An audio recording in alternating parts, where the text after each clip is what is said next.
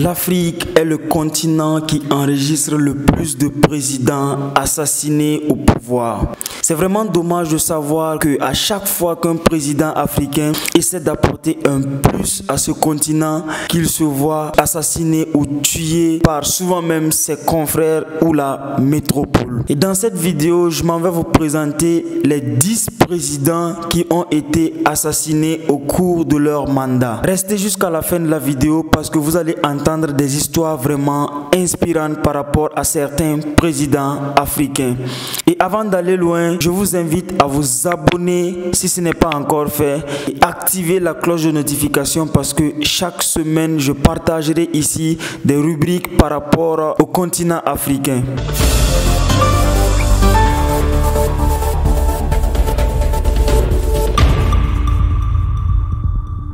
Patrice Lumumba.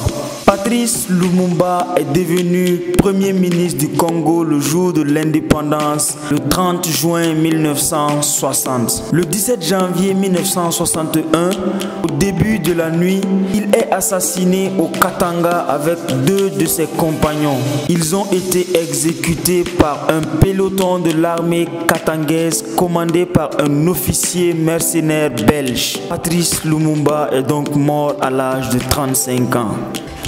Cet homme n'a pas aussi duré au pouvoir, mais il est l'un des hommes les plus inspirants de l'Afrique et les plus impactants du RDC.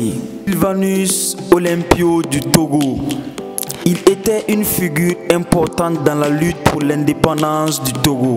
Il devient président lorsque le pays accède à l'indépendance le 27 avril 1960. Moins de 3 ans plus tard, dans la nuit du 12 au 13 janvier 1963, Sylvanus Olympio est assassiné près de l'ambassade américaine où il aurait tenté de se réfugier. C'était aussi un homme de valeur qui était togolais et qui voulait apporter quelque chose à ce pays, mais malheureusement il a été assassiné en 1963. Le grand et valeureux homme Thomas Sankara du Burkina Faso, pays des hommes intègres. Certains le désignent comme le Che Guevara de l'Afrique. Thomas Sankara est arrivé au pouvoir par un putsch le 4 août 1983 à l'âge de 33 ans. 4 ans plus tard, le 15 octobre 1987, lui et 12 de ses compagnons sont assassinés par un commando au cours d'une réunion. Blaise Compaoré, son frère d'armes, lui succède à la tête du pays. Thomas Sankara était l'un des hommes les plus impactants, pas seulement de l'Afrique, mais du monde entier, par son leadership qu'il imposait à son peuple et à tout le continent africain et même d'ailleurs à la métropole. Il était un homme de principe, il était un homme fort, mais malheureusement il fut assassiné en 1987. Dommage pour l'Afrique. Samuel Doe du Libéria. En décembre 1989, le Front National Patriotique du Libéria, NPFL, du chef rebelle Charles Taylor déclenche un conflit pour renverser le président Samuel Doe. La rébellion dissidente de Prince John prend le contrôle de la capitale en juillet 1990. Samuel Doe est fait prisonnier par les hommes de Johnson et torturé à mort le 9 septembre 1990. Vaillant homme du Libéria, homme de principe, homme fort, malheureusement assassiné en 1990. Melchior Ndadaye du Burundi, premier président élu démocratiquement au Burundi. Melchior Ndadaye est assassiné le 21 octobre 1993 lors d'un coup d'état militaire qui a plongé le pays dans la guerre civile. Cette guerre qui a sévi jusqu'en 2006 a fait 300 000 morts au Burundi. Sa mort est survenue seulement 4 mois après son accession au pouvoir. C'était un homme de fort leadership qui voulait vraiment que les choses avancent au Burundi et dans le continent africain. Mais malheureusement, il s'est fait assassiner comme plusieurs d'entre eux. Laurent Désiré Kabila du RDC. La carrière présidentielle de Laurent Désiré Kabila aurait été de courte durée, 4 ans. Il est assassiné le 16 janvier 2001, un de ses gardes. On ignore toujours qui a commandité cet assassinat. L'ex-rebelle qui avait ravi le pouvoir à Mobutu en 1997 est remplacé par son fils Joseph Kabila qui a dirigé le RDC de 2001 à 2019. João Bernardo Vieira de la Guinée-Bissau.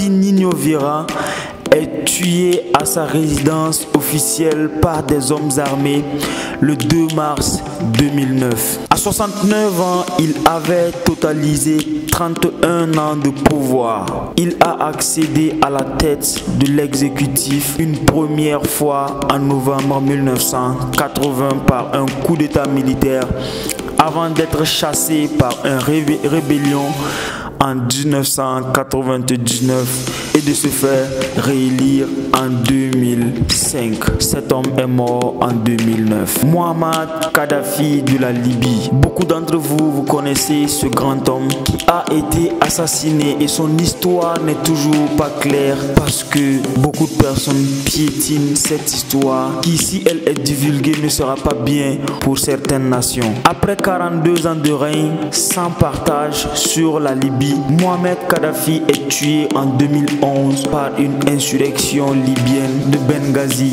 Le guide autoproclamé de la révolution libyenne est âgé de 69 ans lorsqu'il est tué par des insurgés. Kadhafi est arrivé au pouvoir en 1969 à la suite d'un coup d'état contre la monarchie. Kadhafi était l'un de ces présidents qui voulait bâtir, unir les peuples africains. Et lorsqu'il a commencé sa mission de vie, comme d'habitude, comme on le connaît, comme on le sait, Kadhafi s'est fait assassiner comme les autres. Dommage pour l'Afrique. Alors, l'histoire de ce président est tout récent. Nous l'avons vécu, nous l'avons vu de nos propres yeux. Nous avons vu ce qui s'est passé et jusqu'à présent, l'histoire n'est pas claire. Mais je pense que mais cet homme commençait vraiment à montrer sa bonne foi pour l'avancée du Tchad, pour l'avancée du continent africain. Je parle évidemment de Idrissa Déby. De son nom Idrissa Déby Itno, il a passé 30 ans au pouvoir et est mort le 20 avril 2021. Difficile d'affirmer s'il s'agit d'un assassinat, mais selon la version officielle, il aurait perdu la vie de suite de blessures lors de combats contre des rebelles venus du nord du pays. C'était un homme de terrain. Il aimait aller affronter le danger sur le terrain comme un vrai soldat parce que lui-même, il en était un.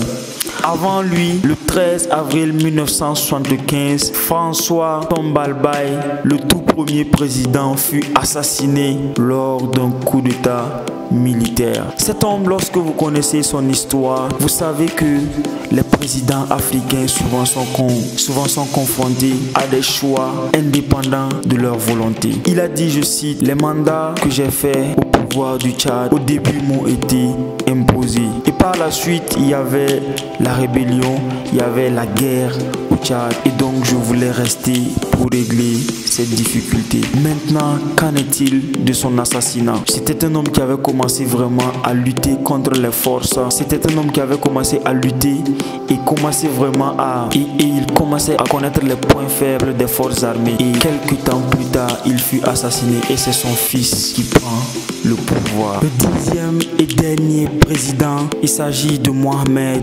Boudiaf de l'Algérie. Né en 1919, il y a 30 ans jour pour jour, le lundi 29 juin 1992, était assassiné le président algérien Mohamed Boudiaf. Mohamed Boudiaf à Annaba en plein discours devant les caméras de la télévision.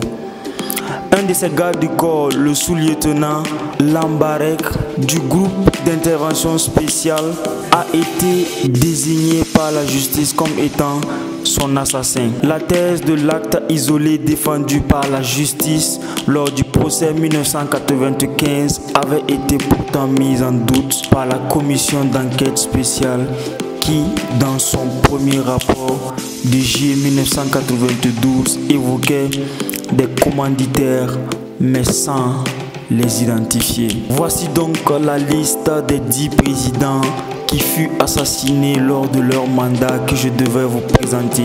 Tous les Africains ont le droit de connaître l'histoire de ces présidents. Il y a d'autres histoires inspirantes que je vais vous partager sur cette chaîne au cours de la semaine.